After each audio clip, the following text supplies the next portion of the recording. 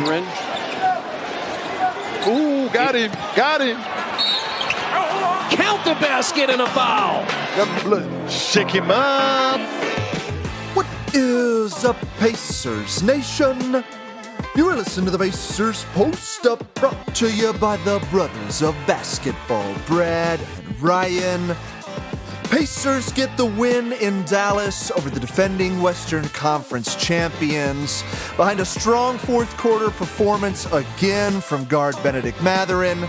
Tyrese Haliburton looks a little bit more like Tyrese Haliburton, and just maybe the Pacers are starting to find their identity again 7 games into the season. We're talking about all that and more right here on the Pacers Post Up. All right, Pacers fans, we are back for yet another episode of the Pacers Post Up. Ryan and I are coming back to you after a couple of games now that have passed, namely the Boston game, New Orleans, and Dallas last night. Welcome to the roller coaster of Pacers basketball, because we're going to touch on all of it briefly, hit on a couple of the games, key in on a few players, obviously touch on some of the injuries that have happened through these last couple of games, but we're just feeling our way through the season. In the post-game press conference last night, Rick Carlisle talked about how much of a bear the early part of the year can be in the NBA as teams are trying to establish their identity. They're installing, new sets and things like that. They're integrating new players into the rotation. And while, yes, we've talked plenty about the continuity and the run it back and all that, we're still integrating guys. We're still, Mathurin's coming back from injury, Jarace Walker, balancing Ben Shepherd, Wiseman and Jackson had minutes to start the year. Obviously, super unfortunate. And what are the odds that those two guys go down with, albeit opposite legs, but identical injuries in that sense. So we've got a lot to unpack. Ryan and I were in the building for the Boston game last week, and obviously been tuning in to some of the road games here. So Ryan, where do we want to start? This is kind of state of the union here over the last couple of games last week or so. What's top of your mind as far as where the Pacers are at now 7 games into the season? I think we'll start with some good news here, and the front runner for me will be, for the most part, the offense feels to be back. Yeah. We've gotten back into the pace of play, the transition. We'll talk about Haliburton's shot, but outside of his 3-ball, he's had, I think, 10-plus assists now in 4 straight games, which is something we talked about, a huge goal after our 1-3 start. What we wanted to see, because he had a couple 2 assists, 4 assist games in there, and didn't look like himself at all. And so getting to see him and his ability to attack the rim is really what's been huge, because he's looking to finish, and as soon as he starts to finish a few of those, that's when those kickouts start happening. Him and Miles, really in that last game against Dallas, got back on their rhythm of that pick and roll, pick and pop. I think he had 3 or 4 assists directly to Miles in that game specifically. So that was my biggest fear coming out of the gates. We're 3-4 right now, still a lot of room for improvement, but if we were going to be any semblance of the team last year, we needed that offense to come back and Tyrese to be the main facilitator. And they're still kind of running some of that off ball where Nembhard's going to bring it up or TJ's going to bring it up. But it seems like they're using that more now to get Tyrese into the second action where he's moving, but he's still running the show. He's still the main pick and roll guy. He's still finding people in the paint. So shot, again, still not there. We got to see what's going on. It feels like a lot of those step backs is really the key missing piece for him right now. And feels like a lot of those are short. But I think my biggest takeaway here was the offense, the pace, the transition seemed to return, and I think that led to 2 of our victories. There's no doubt about it. I mean, identity was the topic that we talked about on the last podcast, and we really were not playing Pacers basketball to start this season. Even in our, handful of victories up to this point, it really felt like we we didn't look the same. And we talked about how it started with Tyrese, and you hit on it last night, points in the paint. He was 8 for 8 last night in the paint. Outside shot, still not there. I mean, he goes 2 for 8. One of them was a 3/4 court heave. So 2 for 7. Credit for him taking it. Yeah. I mean, some of the guys in the league, who are super conscious of that may not rip that shot off. Frankly, he almost made it. Yep. He did catch rim on that from about 3/4 court, but it really starts with him. When he looks right, when he's getting downhill, whether it be in transition, penetration, working the pick and roll, whether it's Siakam or Turner or whoever it is, I say pick and roll, just running the high screen action and working, depending upon how the defense reacts there. I have loved what I've seen from that aspect. The shot is going to have to come back. He talked about it in the post game last night that, it's the law of averages. He's not worried about it. He trusts his work. Not only is it the step back, a lot of it feels like it's coming up short. Like it looks like he doesn't quite have his legs under the shot yet. That's, anecdotal eye test type of stuff. But if we can get 8 from 8 from inside the arc and he makes a couple threes and we get, frankly, a phenomenal game like we did last night from Turner, this offense is going to click. We put up 134 last night. I think the number against Boston was 137, maybe. I understand it's an overtime 135. game. 135. Okay, I'm going off memory. But it's overtime, but still, we've started to get back. I thought it was very interesting. I thought originally we were going to do this podcast yesterday, and so I ran through some numbers, and the Pacers moved just in one game last night from 11th overall in points to 5th overall in points. So that's the nature of only being 7 games into the season, is that you can have a great showing and things can start to work out. And it really is kind of that law of averages. A couple other things that I just did want to touch on, Tyrese related, while we're on the subject. He's still, his true shooting percentage is still below 50% on the year, which would be a career low for him. The last 3 years were 60.5, 62.4, and 62.9 from a true shooting percentage. His usage rate has been lower. So 23.8 versus 27.3. We've talked about, them running some other action through Nembhard, Siakam, whatever.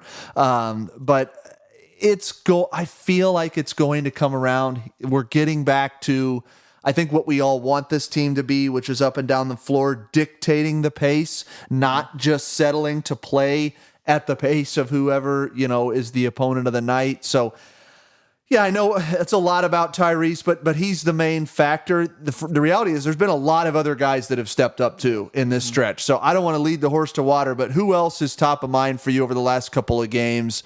Just with us seemingly, even though we dropped the game in New Orleans, sort of getting our mojo back. Yep.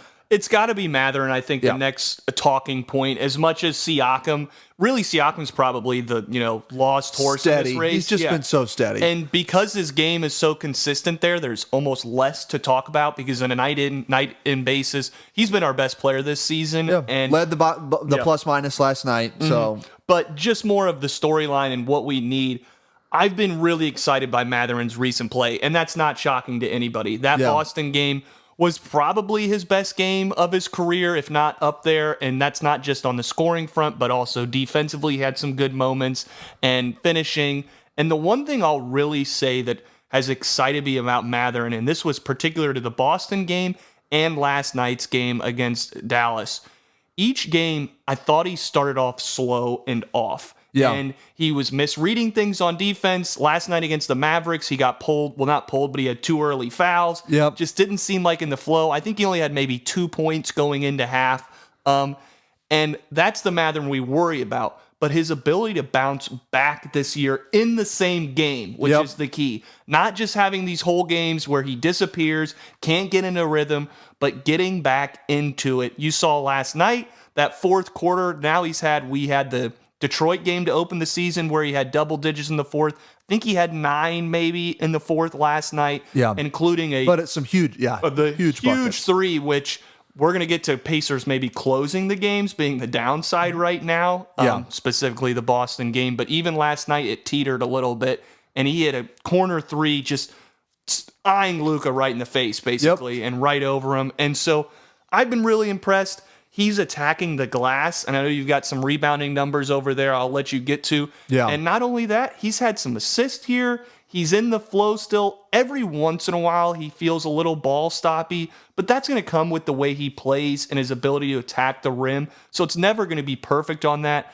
I've been really impressed, and not only has he fit with this team, he's fitting with the starters right now, which is a real key point that we've talked a lot about how we need, the rotations kind of in flux right now, especially with injuries, and he's definitely answered the bell to be not only a guy who could be in the starter, but a closing lineup too. So we're kind of ping pong around because I want to hit on that. Yeah. Nesmith's going to be out, right? So Aaron Nesmith gets injured in the first half of the New Orleans game. It looks like it's a high ankle sprain is what the MRI said. Frankly, I think he had 10 points, 12 points before he got out of the game. He was attacking the rim, hitting the outside shot. I don't know what that's going to look like, but what are the odds if Mathurin sustains this level for the next, let's call it 3 weeks? We'll split the baby, in terms of, they said 2 to 4 weeks on Nesmith. Do you think Rick sticks with him? Given the upside, the killer instinct, and I'll ask it with this, and I'm going to just insert one thing, and then I'll let you respond about bouncing back in the game. Last night there was a specific play in the first half. You talked about fouls where Luka got Mathurin on a head fake and got him up in the air. It happened again in the second half, and Mathurin stayed down, and he referenced that in the post-game interview, talking about how he's really trying to do just that, to be able to make adjustments in game that allow him to stay on the floor. That to me is a different version of Ben than we've ever seen. So I'll say that and ask my question again. What are the odds that if Mathurin sustains this kind of level, we see him hang on to that maybe starting 3 spot? I think this level that we've seen over the last 3 games, we'll call it, it'd be really hard to pull him from that lineup. Yeah. That said, if the defense starts to wane, maybe you look back at it because Nesmith is probably our best perimeter defender with any size. Yeah. You could obviously argue Nembhard too, but those 2 guys, it's one of those things where as much as the starting lineup will be a topic, Rick will go with a hot hand to close. Yeah, We've already seen this. Mathurin has closed more games than Nesmith even before that. Well, maybe if that injury, that might have changed things. And Nesmith fouled out in the Boston game, so that also kind of changes how you rotate things. Yep. I would anticipate it's matchup based. And I think both those guys, Nesmith's such a glue guy that I don't think it matters if he's coming in off the bench. If he's starting, he's going to fit with both those units well. Yeah. It's more of the key of where does Mathurin fit the best? And if that means giving him the starting role where he can come out, start reading the game, getting his flow, because that's something he is finishing stronger as the game goes on. For sure. And so I would love to see him now he's going to get probably a 3 or 4 week stretch based on what Nesmith's injury. So we'll have a better feel for that. But I think there's a good chance if he can play the way he's playing, he'll hold that spot. Yeah, and as a fan, and I know I've been critical of Mathurin and said, I'm not sure about the fit and what have you. I hope he does sustain it. And I hope it is a conversation. And frankly, I don't think it matters. To your point, Rick is going to go with the guy that, whoever it is, whether it's Nesmith, Shepard, Walker, what have you, whatever guy is engaged, making shots, playing solid defense. Carlisle's sort of shown that, that's his MO when it comes to rotations late in the game. I think we have to touch on late in the game. Yep. And I'll start with some of the good, which is last night, I thought we closed well. Mm-hmm. And I'll share why I thought we closed well in a minute, but I'm just going to read a couple of stats. 7:32 left in the New Orleans game on Friday. We go up 105-104. We didn't score again until the 4:10 mark. So almost 3.5 minutes of critical basketball. Yeah. It ends up 112-105. It was 112-107 when we scored again. The Orlando game, we scored 3 points in the final 4:17 of that game. Mm-hmm. 4 plus minutes, we scored 3 points. Boston, we had a lead at 7.5 minutes, 7:22, 115-96, a 19-point lead.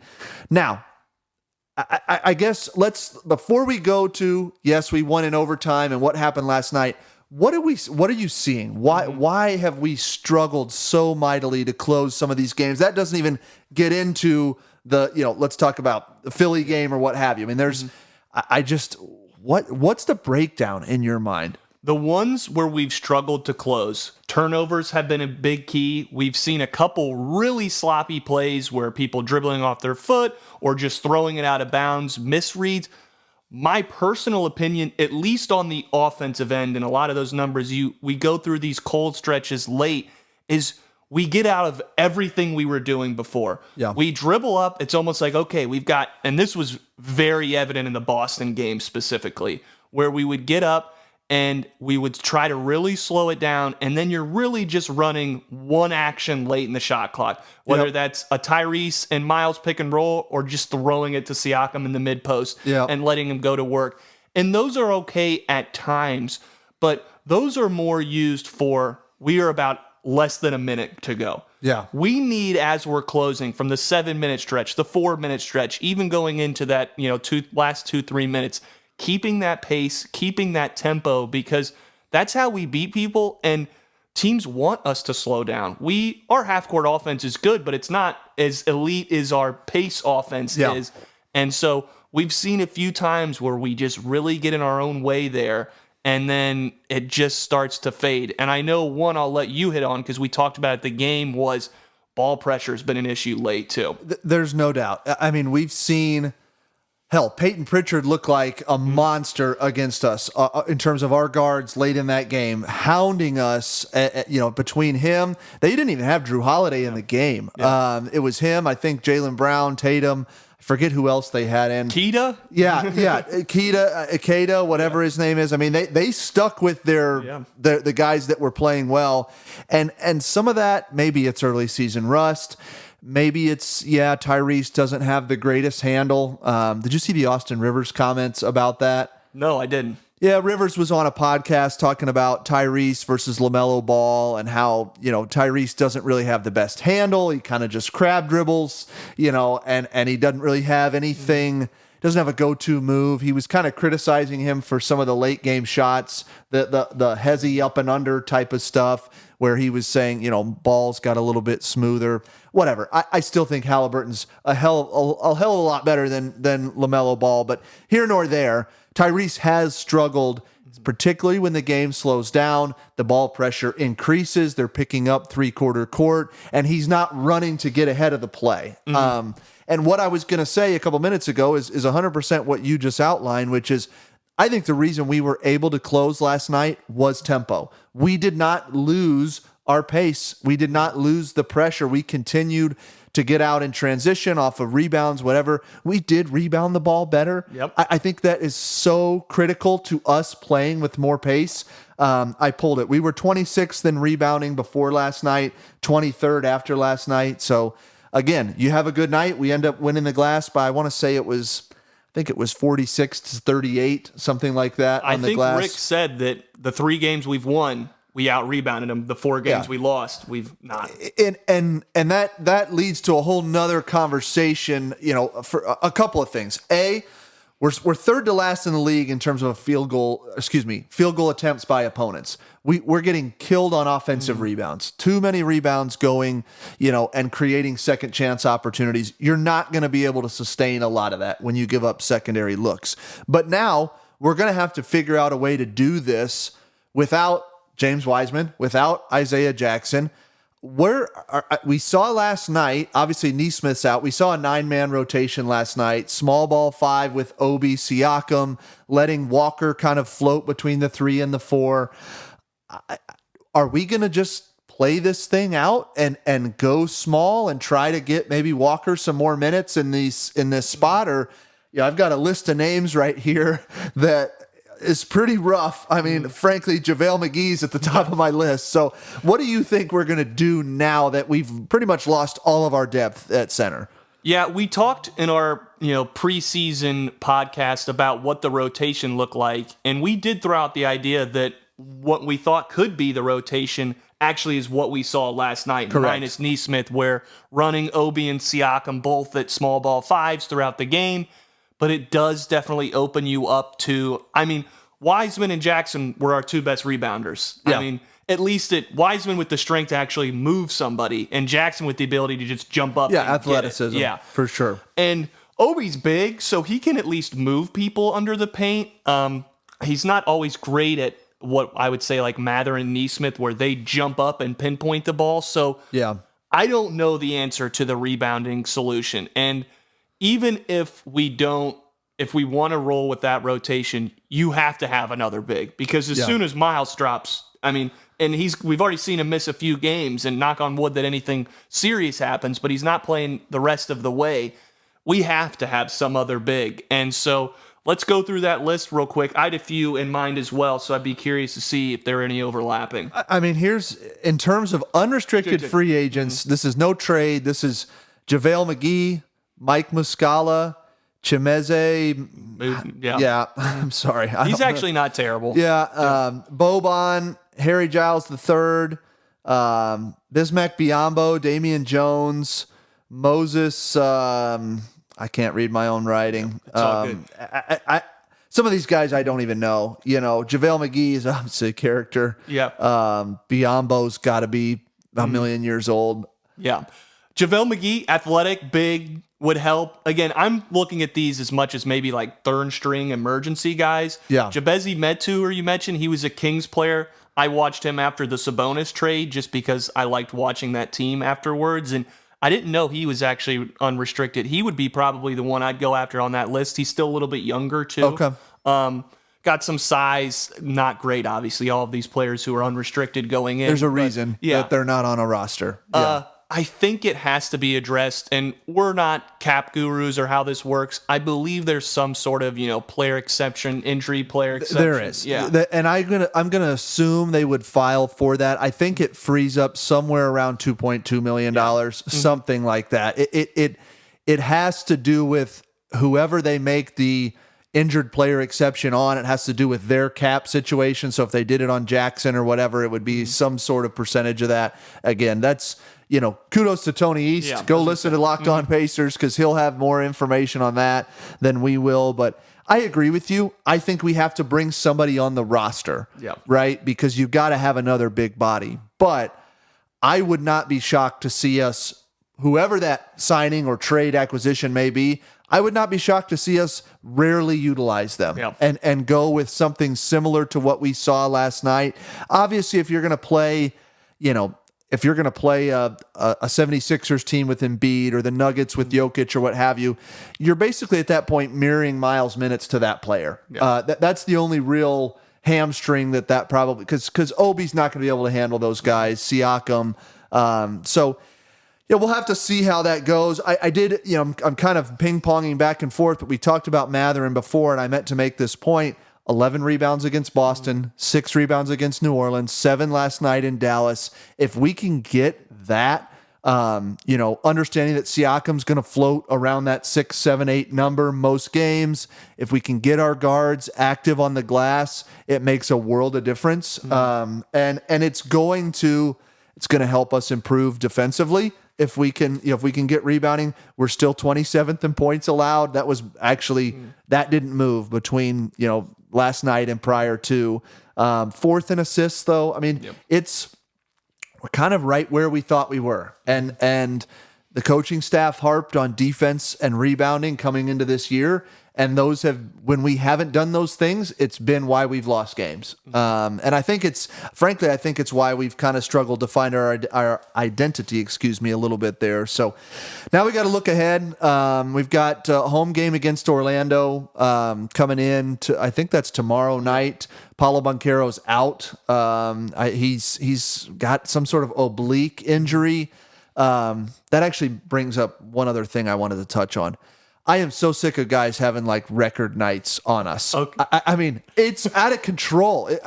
Go ahead. Yeah. No, all I was going to mention was that when usually at the end of the podcast you say, "Do you have any final notes?" And I was going to say, I can't believe I missed this. I have a new Pacers betting rule, and that is take whoever's star wing they have and bet they're over. Brad, it's hit every time, I believe, and I'm not. Luka hit, Tatum hit, Paulo hit. Who am I missing? Ingram and Zion both hit. Maxey hit. Yeah. Whoever their star player is, and this is a good point more down the line, this team still needs some sort of a wing stopper at some point to bring on to these guys. And as much as, maybe it's missing Nesmith and We like where Mathurin's trending, but I don't know if he's the solution. And he doesn't have to be a starter, but somebody to slow these guys down at some point in the game.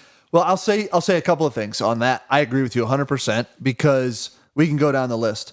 Luka had his second highest scoring outing last night, first in assists. Maxey, season high 45. Banchero, season high 50. Zion, season high 34 with season high 10 assists. Tatum, season high 37. I understand it's OT, but we're getting torched by these guys. And I think the interesting thing is, and where I'm going with this is, Carlisle gave some kudos to Jarace Walker last night in the post-game presser, talking about his defense on Luka. I thought it was good. Not great. Jarace, he's got great hands, but sometimes he gets caught picking and, kind of cheating a little bit in that regard. The interesting thing, and I hope that I'm not putting the jinx in here, but Bilal Coulibaly for the Wizards, I don't know if you've seen some of the stats this year, but he's going off. He's played really well. He's defended really well. He is what we've kind of been asking for. And for those fans that maybe don't remember this name, he's the French guy that we drafted and traded to the Wizards. Mm-hmm. We drafted him 7th, traded him. They drafted Walker, blah, blah, blah. It was pre-agreed, obviously, as the picks were going down. So we're going to have to find a way to acquire or develop that player in this system, because I hate to say it, Tyrese is still getting burned in straight line drives far too often.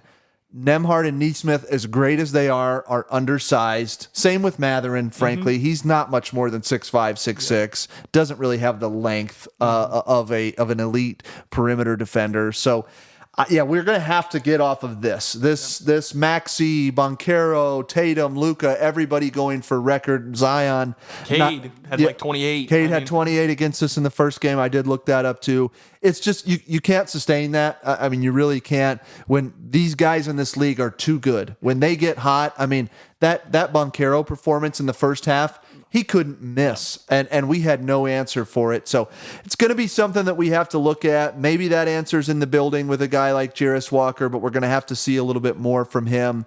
I will ask you the question now. Anything else before we bring this in for a landing here today? Nope.